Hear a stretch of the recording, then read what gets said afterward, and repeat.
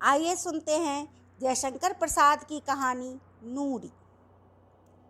नूरी, ऐ तुम कौन? बोलते नहीं तो मैं बुलाऊं किसी को? कहते हुए उसने छोटा सा मुंह खोला ही था कि युवक ने एक हाथ उसके मुंह पर रखकर उसे दूसरे हाथ से दबा लिया। वह विवश होकर चुप हो गई। और भी आज पहला ही अवसर था जब उसने केसर, कस्तूरी और अंबर से बसा हुआ यौवनपूर्ण देलित आलिंगन पाया था। उधर किरणें भी पवन के झोंके के साथ किसलयों को हटाकर घुस पड़ी। दूसरे ही क्षण उस कुंज के भीतर छन कर आती हुई चांदनी में जौहर से भरी कटार चमचमा उठी। भयभीत मृगशावक सी काली आंखें अपनी निरहता में दया की प्राणों की भीख मांग रही थी। युवक का हाथ रुक गया। उसने मुंह पर उंगली रखकर चुप रहने का संकेत दिया। नूरी कश्मीर की कली थी। शिकरी के महलों में उसके कोमल चरणों की नृत्य कला प्रसिद्ध थी। उस कलिका का आमोद मकरंद अपनी सीमा में मचल रहा था। उसने समझा कोई मेरा साहसी प्रेमी है जो महाबली अकबर की आंख मिचौनी कीड़ा के समय पतंग सा प्राण देने आ गया है। नूरी ने इस कल्पना के सुख में अपने को धन्य समझा और चुप रहने का संकेत पाकर युवक के मधुर अधरों पर अपने अधर रख दिए। युवक भी आत्मविस्मृत सा उस सुख में पल भर के लिए तल्लीन हो गया। नूरी ने धीरे से कहा, यहाँ से जल्द चले जाओ। कल बांध पर पहले पहर की नौबत बजने के समय मौलसरी के नीचे मिलूंगी। युवक धीरे धीरे वहां से खिसक गया। नूरी शिथिल चरण से लड़खड़ाती हुई दूसरे कुंज की ओर चली, जैसे कई प्याले अंगूर चढ़ा ली। उसकी जैसी कितनी ही सुंदरियां अकबर को खोज रही थी। आकाश का संपूर्ण चंद्र इस खेल को देखकर हंस रहा था। नूरी अब किसी कुंज में घुसने का साहस नहीं रखती थी। नरगिस दूसरे कुंज से निकलकर आ रही थी। उसने नूरी से पूछा, क्यों? उधर देख आई? नहीं, मुझे तो नहीं मिले। तो फिर चल इधर कामनी के झारों में देखूं। तू ही जा, मैं थक गई हूं। नरगिस चली गई। मालती की झुकी हुई डाल की अंधेरी छाया में धड़कते हुए हृदय को हाथों से दबाए नूरी खड़ी थी। पीछे से किसी ने उसकी आंखों को बंद कर लिया। नूरी की धड़कन और बढ़ गई। उसने साहस से कहा, मैं पहचान गई। जहां पना उसके मुंह से निकला ही था कि अकबर ने उसके मुंह बंद कर लिया और धीरे से उसके कानों में कहा, मरियम को बता देना, सुल्ताना को नहीं, समझी ना? मैं उस कुंज में जाता हूँ। अकबर के जाने के बाद ही सुल्ताना वहां आई। नूरी उसी की छत्र छाया में रहती थी, पर अकबर की आज्ञा। उसने दूसरी ओर सुल्ताना को बहका दिया। मरियम धीरे धीरे वहां आई। वह ईसाई बेगम इस आमोद प्रमोद से परिचित न थी, तो भी यह मनोरंजन उसे अच्छा लगा। नूरी ने अकबर बाला कुंज उसे बता दिया। घंटों के बाद जब सुंदरियां थक गई थी, तब मरियम का हाथ पकड़े अकबर बाहर आए। उस समय नौबत खाने में मीठी मीठी सोहनी बज रही थी। अकबर ने एक बार नूरी को अच्छी तरह देखा। उसके कपोलों को थपथपाकर उसने पुरस्कार दिया। आंख मिचौनी हो गई। सिकड़ी की झील जैसे लहरा रही है, वैसे ही आंदोलन नूरी के हृदय में हो रहा है। वसंत की चांदनी में भ्रम हुआ कि उसका प्रेमी युवक आया है। उसने चौंक कर देखा, किंतु कोई नहीं था। मौलसरी के नीचे बैठी हुई उसे घड़ी से अधिक हो गया। जीवन में आज पहले ही वह अभिसार का साहस कर सकी है। भय से उसका मन कांप रहा है, पर लौट जाने का मन नहीं चाहता। उत्कंठा और प्रतीक्षा कितनी पागल सहेलियां हैं। दोनों उसे उछालने लगे। किसी ने पीछे से आकर कहा, मैं आ गया। नूरी ने घूम कर देखा। लंबा सा गौर वर्ण का युवक उसकी बगल में खड़ा है। वह चांदनी रात में उसे पहचान गई। उसने कहा, शहजादा याकूब खां? हाँ, मैं ही हूँ। कहो, तुमने क्यों बुलाया है? नूरी सन्नाटे में आ गई। इस प्रश्न में प्रेम की गंध भी नहीं थी। वह भी महलों में रह चुकी थी। उसने भी पैंतरा बदल दिया। आप वहां क्यों गए थे? मैं इसका जवाब ना दूं तो? नूरी चुप रही। याकूब खां ने कहा, तुम जानना चाहती हो? न बताइए। बताऊं तो मुझे? आप डरते हैं तो ना बताइए। अच्छा, तो तुम सच बताओ कि कहाँ की रहने वाली हो? मैं कश्मीर में पैदा हुई। याकूब खां अब उसके समीप ही बैठ गया। उसने पूछा, कहाँ? श्रीनगर के पास ही मेरा घर है। यहाँ क्या करती हो? नाचती हूँ। मेरा नाम नूरी है। कश्मीर जाने को मन नहीं करता? नहीं। क्यों? वहां जाकर क्या करूंगी? सुल्तान यूसुफ खान ने मेरा घर बार छीन लिया है। मेरी माँ बेरियों में जकड़ी हुई दम तोड़ती होगी या मर गई होगी। मैं कहकर छुड़वा दूंगा, तुम यहाँ से चलो। नहीं, मैं यहाँ से नहीं जा सकती। पर शहजादा साहब, आप वहाँ क्यों गए थे? मैं जान गई। नूरी, तुम जान गई हो तो अच्छी बात है। मैं भी बेरियों में पड़ा हूँ। यहाँ अकबर के चंगुल में छटपटा रहा हूँ। मैं कल रात को उसी के कलेजे में कटार भोंक देने के लिए गया था। शहंशाह को मारने के लिए? भय से चौंक कर नूरी ने कहा, हाँ नूरी, वहां तुम ना आती तो मेरा काम ना बिगड़ता। कश्मीर को हड़पने की उसकी। याकूब रुक कर पीछे देखने लगा। दूर कोई चला जा रहा था। नूरी भी उठ खड़ी हुई। दोनों ओर नीचे झील की ओर उतर गए। जल के किनारे बैठकर नूरी ने कहा, अब ऐसा न करना। क्यों न करूं? मुझे कश्मीर से बढ़कर और कौन प्यारा है? मैं उसके लिए क्या नहीं कर सकता? यह कहकर याकूब ने लंबी सांस ली। उसका सुंदर मुख वेदना से विवर्ण हो गया। नूरी ने देखा, वह प्यार की प्रतिमा है। उसके हृदय में प्रेम लीला करने की वासना बलवती हो चली थी। फिर वह एकांत और बसंत की नशीली रात। उसने कहा, आप चाहे कश्मीर को प्यार करते हो, पर कुछ लोग ऐसे भी हो सकते हैं जो आपको प्यार करते हो। पागल, मेरे सामने एक ही तस्वीर है। फूलों से भरी, फलों से लदी हुई सिंध और झेलम की घाटियों की हरियाली। मैं इस प्यार को छोड़कर दूसरी ओर। चुप रहिए शहजादा साहब, आप धीरे से नहीं बोल सकते तो चुप रहिए। यह कहकर नूरी ने एक बार फिर पीछे की ओर देखा। वह चंचल हो रही थी, मानो आज ही उसके वसंतपूर्ण यौवन की सार्थकता है और वह विद्रोही युवक सम्राट अकबर के प्राण लेने और अपने प्राण देने पर तुला है। कहते हैं कि तपस्वी को डिगाने के लिए स्वर्ग की अप्सराएं आती हैं। आज नूरी अप्सरा बन रही थी। उसने कहा, तो मुझे कश्मीर ले चलिएगा।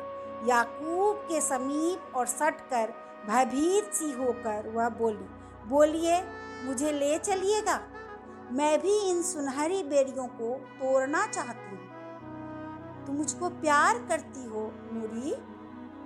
दोनों लोगों से बढ़कर नूरी उन्मादनी हो रही थी।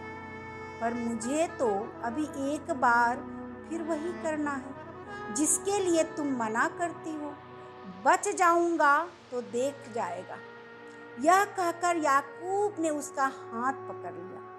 नूरी नीचे से ऊपर तक थरथराने लगी। उसने अपना सुंदर मुख याकूब के कंधे पर रखकर कहा, नहीं, अब ऐसा न करो, तुमको मेरी कसम। सहसा चौंक कर युवक फुर्ती से उठ खड़ा हुआ और नूरी जब तक संभली तब तक याकूब वहां न था। अभी नूरी 2 पग भी बढ़ने न पाई थी कि मादम तातारी का कठोर हाथ उसके कंधों पर आ पहुंचा। तातारी ने कहा, सुल्ताना तुमको कब से खोज रही है। सुल्ताना बेगम और बादशाह चौसरी खेल रहे थे। उधर पचीसी के मैदान में सुंदरियां गोटे बनकर चाल चल रही थी। नौबत खाने से पहले पहर की सुरीली शहनाई बज रही थी। नगारे पर अकबर की बांधी हुई गति से लड़की थिरक रही थी। उसकी धुन में अकबर चाल भूल गए। उसकी ओट पिट गई। पिटी हुई गोट दूसरी ना थी, वह थी नूरी। उस दिन की थपकियों ने उसको साहसी बना दिया था। वह मचलती हुई विषाद के बाहर तिवारी में चली गई। पांसे हाथ में लिए हुए अकबर उसकी ओर देखने लगे। नूरी ने अल्हड़पन से कहा, तो मैं मर गई, तू जीती रह, मरेगी क्यों। फिर दक्षिण नायक की तरह उसका मनोरंजन करने में चतुर अकबर ने सुल्ताना की ओर देखकर कहा, इसका नाम क्या है। मन में सोच रहे थे उस रात की आंख मिचौनी वाली घटना। यह कश्मीर की रहने वाली है, इसका नाम नूरी है, बहुत अच्छा नाचती है। सुल्ताना ने कहा, मैं तो कभी नहीं देखा। तो देखिए ना नूरी, तू इस सहनाई की गत पर नाच सकेगी। क्यों नहीं जहांपना। गोटे अपने अपने घर में जहां की तहां बैठी रही। नूरी का वासना और उन्माद से भरा हुआ नृत्य आरंभ हुआ। उसके नुपुर खुले हुए बोल रहे थे। वह नाचने लगी जैसे जल तरंग। वागेश्वरी के विलंबित स्वरों में अंगों के अनेक मरोड़ों के बाद जब कभी वह चुन चुन कर 1-2 घुंघरी बजा देती तब अकबर वाह वाह कह उठता। घड़ी भर नाचने के बाद जब शहनाई बंद हुई तब अकबर ने उसे बुलाकर कहा, नूरी, तू कुछ चाहती है। नहीं जहांपना, कुछ भी। मैं अपनी माँ को देखना चाहती हूँ। छुट्टी मिले तो सिर नीचे किए हुए नूरी ने कहा, बस और कुछ नहीं, और कुछ नहीं। अच्छा, तो जब मैं काबुल चलने लगूंगा तब तू भी वहां चल सकेगी। फिर गोटे चलने लगी। खेल होने लगा। सुल्ताना और शहंशाह दोनों ही इस चिंता में थे कि दूसरा हारे। यही तो बात है, संसार चाहता है कि तुम मेरे साथ खेलो, पर सदा तुम ही हारते रहो। नूरी फिर गोट बन गई थी। अब की वही फिर पिटी। उसने कहा, मैं मर गई। अकबर ने कहा, तू अलग जा बैठ। छुट्टी पाते ही थकी हुई नूरी पचीसी के समीप अमराई सा जा घुसी। अभी वह नाचने की थकावट से अंगड़ाई ले रही थी। सहसा याकूब ने आकर उसे पकड़ लिया। उसके शिथिल सुकुमार अंगों को दबाकर उसने कहा, नूरी, मैं तुम्हारे प्यार को लौटा देने के लिए आया हूँ। व्याकुल होकर नूरी ने कहा, नहीं नहीं, ऐसा ना करो। मैं आज मरने मारने पर तुला हूँ। तो क्या फिर तुम आज उसी काम के लिए। हाँ नूरी। नहीं शहजादा याकूब, ऐसा न करो। मुझे आज शहंशाह ने कश्मीर जाने की छुट्टी दे दी। मैं तुम्हारे साथ भी चल सकती हूँ, पर मैं वहाँ ना जाऊँगा। नूरी, मुझे भूल जाओ। नूरी उसे अपने हाथों में जकड़ी थी, किंतु याकूब का देश प्रेम उसकी प्रतिज्ञा की पूर्ति मांग रहा था। याकूब ने कहा, नूरी, अकबर सिर झुकाने से मान जाए सो नहीं, वह तो झुके हुए सिर पर चढ़ बैठना चाहता है। मुझे छुट्टी दो, मैं यही सोचकर सुख से मर सकूंगा कि कोई मुझे प्यार करता है। नूरी सिसक कर रोने लगी। याकूब का कंधा उसके आंसुओं की धारा से भीगने लगा। अपनी कठोर भावनाओं से उन्मत्त और विद्रोही युवक शहजादा ने बलपूर्वक अपने को रमणी के बाहुपाश से छुड़ाया ही था कि 4 तातारी दासियों ने अमराई के अंधकार से निकलकर दोनों को पकड़ लिया। अकबर की बिसात अभी बिछी थी, पासे अकबर के हाथ में थे। दोनों अपराधी सामने लाए गए। अकबर ने आश्चर्य से पूछा, याकूब खां? याकूब के नतमस्तक की रेखाएं ऐठी जा रही थी। वह चुप था। फिर नूरी की ओर देखकर शहंशाह ने कहा, तो इसलिए तू कश्मीर जाने की मांग कर रही थी? वह भी चुप। याकूब, तुम्हारा यह लड़कपन यूसुफ खां भी ना सहते, लेकिन मैं तुम्हें छोड़ देता हूँ। जाने की तैयारी करो, मैं काबुल से लौटकर कश्मीर आऊँगा। संकेत पाते ही तातरिया याकूब को ले चली। नूरी खड़ी रही। अकबर ने उसकी ओर देखकर कहा, इसे बुर्ज में ले जाओ। नूरी बुर्ज के तहखाने में बंदनी हुई। 18 बरस बाद जब अकबर की नवरत्न सभा उजड़ चुकी थी, उसके प्रताप की ज्योति आने वाले अंतिम दिन की उदास और धुंधली छाया में विलीन हो रही थी, हिंदू और मुस्लिम एकता का उत्साह शिथिल हो रहा था, तब अकबर को अपने पुत्र सलीम से भी भय उत्पन्न हुआ। सलीम ने अपनी स्वतंत्रता की घोषणा की थी, इसलिए पिता पुत्र में मेल होने पर भी आगरा में रहने के लिए सलीम को जगह नहीं थी। उसने दुखी होकर अपने जन्मभूमि में रहने की आज्ञा मांगी। सलीम फतेहपुर सिकरी आया। मुगल साम्राज्य का वह अलौकिक इंद्रजाल, अकबर की यौवन निशा का सुनहरा स्वप्न, सिकरी का महल पथरीली चट्टानों पर बिखरा पड़ा था। इतना आकस्मिक उत्थान और पतन, जहाँ एक विश्वजनीन धर्म की उत्पत्ति की सूचना हुई, जहाँ उस धर्मांधता के युग में एक छत के नीचे ईसाई, पारसी, जैन, इस्लाम और हिंदू आदि धर्मों पर वाद विवाद हो रहा था, जहाँ संत सलीम की समाधि थी, जहाँ शाह सलीम का जन्म हुआ था, वहीं अपनी अपूर्णता और खंडहरों में अस्त व्यस्त सिकड़ी का महल अकबर के जीवन काल में ही निर्वासिता सुंदरी की तरह दया का पात्र, श्रृंगार विहीन और उजड़ा पड़ा था। अभी तक अकबर के शून्य शयन मंदिर में विक्रमादित्य के नवरत्नों का छाया पूर्ण अभिनय चल रहा था। अभी तक सराय में कोई यात्री संत की समाधि का दर्शन करने को आता ही रहता। अभी तक बुर्जों के तहखाने में कैदियों का अभाव न था। सिकड़ी की दशा देखकर सलीम का हृदय व्यथित हो उठा। अपूर्ण शिल्प बिलख रहे थे, गिरे हुए कंगूरे चरणों में लौट रहे थे। अपनी माता के महल में जाकर सलीम भरपेट रोया। वहाँ जो इने गिने दास और दासियाँ और उनके दारोगे बच रहे थे, भिखमंगों किसी दशा में फटे चिथरों में उसके सामने आए। सब समाधि के लंगर खाने से भोजन पाते थे। सलीम ने समाधि का दर्शन करके पहली आज्ञा दी कि तहखानों में जितनी बंदी है सब छोड़ दिए जाए। सलीम को मालूम था कि यहाँ कोई राजनैतिक बंदी नहीं है। दुर्गंध से सने हुए कितने ही नर कंकाल संत सलीम की समाधि पर आकर प्रसन्नता से हिचकी लेने लगे और युवराज सलीम के चरणों को चूमने लगे। उन्हीं में एक नूरी भी थी। उसका यौवन कारागार की कठिनाइयों से कुचल गया था। सौंदर्य अपने 2-4 रेखा चिन्ह छोड़कर समय के पंखों पर बैठकर उड़ गया था। सब लोगों को जीविका बंटने लगी। लंगर खाने का नया प्रबंध हुआ।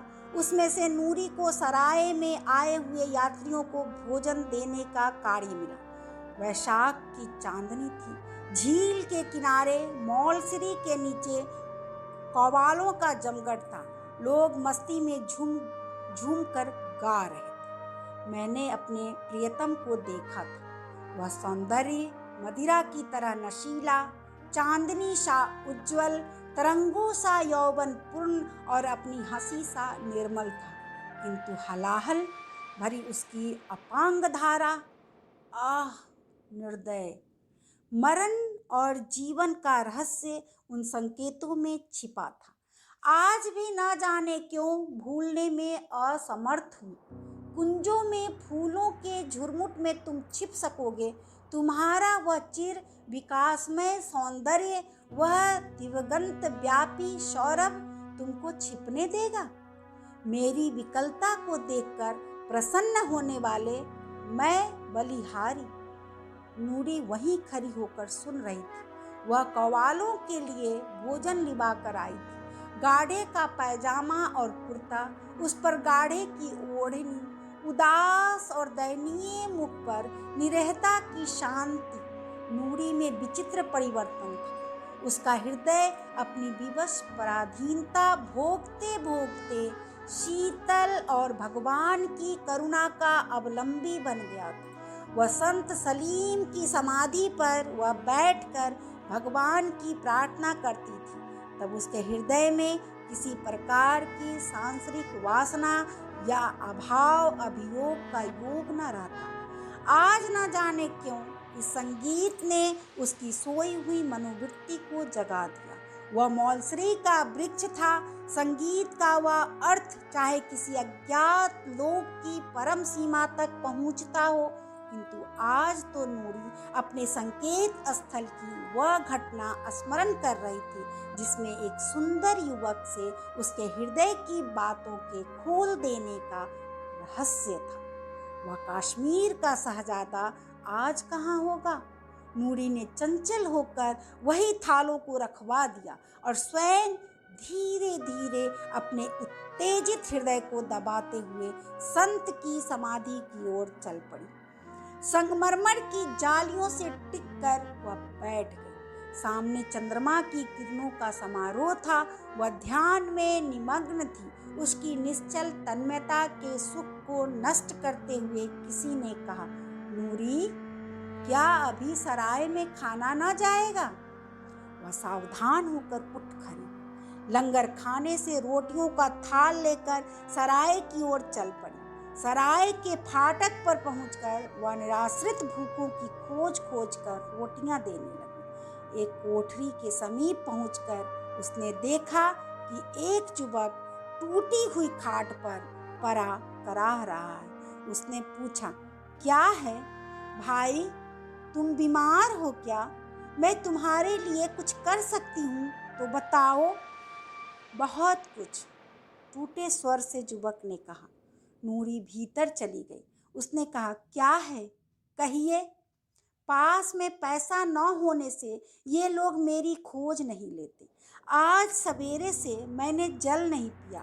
पैर इतने दुख रहे हैं कि उठ नहीं सकता। कुछ खाया भी ना होगा।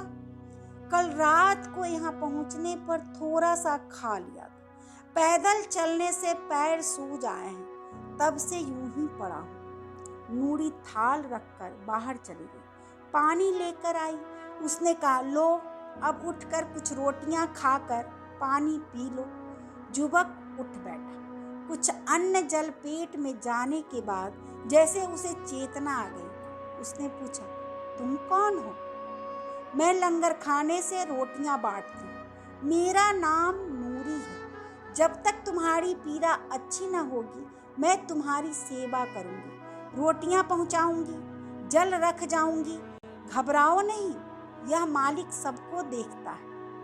युवक की विवर्ण आंखें प्रार्थना में ऊपर की ओर उठ गई। फिर दीर्घ निश्वास लेकर उसने पूछा, क्या नाम बतलाया?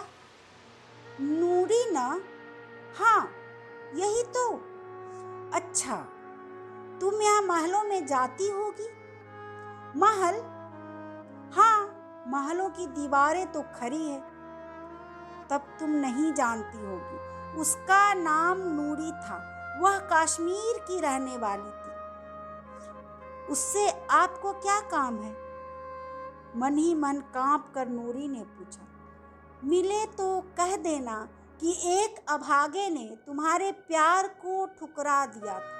वह कश्मीर का शहजादा था, पर अब तो भिखमंगे से भी। कहते कहते उसकी आंखों से आंसू बहने लगे। नूरी ने उसके आंसू पोंछ कर पूछा, क्या अब भी उससे मिलने का मन करता है? वह सिसक कर कहने लगा, मेरा नाम याकूब खां है। मैंने अकबर के सामने तलवार उठाई और लड़ा भी। जो कुछ मुझसे हो सकता था वह कश्मीर के लिए मैंने किया।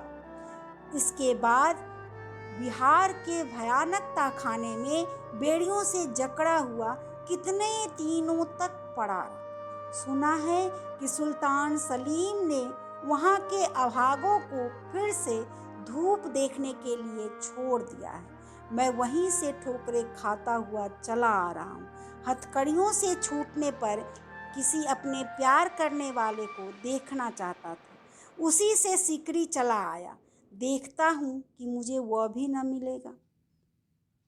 याकूब अपनी उखड़ी हुई सांसों को संभालने लगा था और नूरी के मन में विगत काल की घटना, अपने प्रेम समर्पण का उत्साह, फिर उस मनस्वी युवक की अवहेलना सजीव हो उठी।